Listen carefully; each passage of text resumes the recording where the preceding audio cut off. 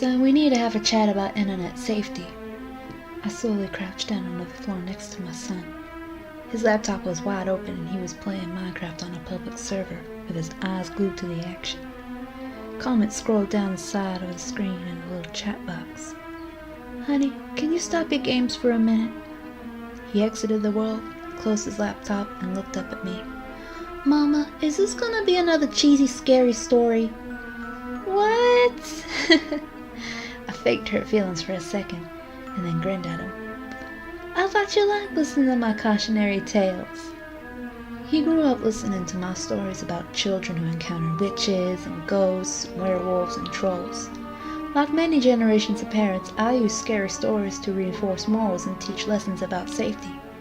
Single mothers like me should use all the parenting tools at their disposal. He scrunched his face a little. "They were fine when I was 6, but now that I'm getting older, they don't scare me anymore. They seem kinda silly. If you're gonna tell a story about the internet, can you make it really, really scary?" I squinted at him incredulously. He folded his arms. "Mama, I'm 10 and I can handle it." Okay, I'll try." I began. Once upon a time, there was a little boy named Colby. His expression indicated that he wasn't impressed with the terror of the introduction. He sighed deeply and settled in for one of Mama's cheesy stories. And I continued. Colby went online and joined several children's websites. After a while, he started talking to the other kids in-game and on message boards. He made friends with another 10-year-old boy named Helper23. They liked the same video games and the same shows. They laughed at each other's jokes and explored new games together. After several months of friendship, Colby gave Helper23 6 diamonds in a game they were playing. And this was a very generous gift. Colby's birthday was coming up, and Helper23 wanted to send him a cool present in real life. Colby figured it wouldn't hurt to give Helper23 his home address, just as long as he promised not to tell it to any strangers or grown-ups. Helper23 swore he wouldn't tell anyone else, not even his own parents, and set about mailing the package. I paused the story and told my son, "Do you think that's a good idea?" "No," he said, shaking his head vigorously. In spite of himself, he was getting into the story. Well, neither did Colby. Colby felt guilty about giving away his home address, and his guilt began to grow and grow. By the time he put his pajamas on the next night, his guilt and fear were larger than anything else in his life. He resolved to admit the truth to his parents. The punishment would be steep, but it was worth it to have a clear conscience. He squirmed in his bed as he waited for his parents to come tuck him in. My son knew the scary part was coming up. In spite of his tough talk, he leaned forward wide-eyed. I spoke quietly and deliberately. He heard all the noises of the house. The washing machine bounced around in the laundry room. Branches scraped against the brick outside his room. His baby brother cooed in the nursery. And there were some other noises he couldn't quite pinpoint. Finally, his dad's footsteps echoed down the hall. "Hey, Dad," he called out nervously. "I have something to tell you." His dad stuck his head in the doorway at a weird angle. In the darkness, his mouth didn't seem to move at all, and the eyes were wrong. "Yes, son?" The voice was way off, too. "Are you okay, Dad?"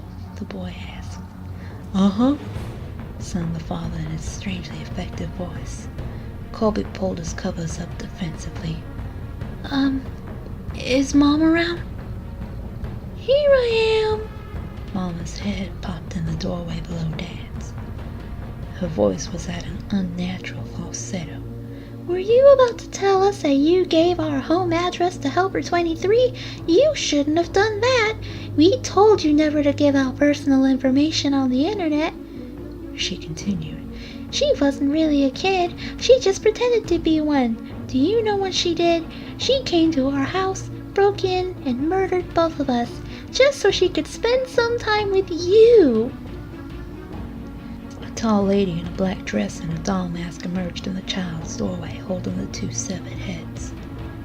Colby shrieked and gasped as the lady dropped the heads on the ground, unsheathed her knife, and moved into the room to work on him. My son screamed too. He twisted his hands defensively over his face, but we were just getting started with this story. After several hours, the boy was almost dead and his screams had become whispers. The killer noticed the wailing of a baby in the other room and removed her knife from Colby. This was a special treat. She had never murdered a baby before and was excited about the prospect. Helper 23 left Colby to die and followed the crowds through the house like a homing beacon. In the nursery, she walked up to the crib, picked the baby up, and held it in her arms. She moved towards the changing table to get a better look, but as she held the baby, the crying died down. The baby looked up and smiled. She had never held a baby before, but she gently bounced it in her arms like a pro.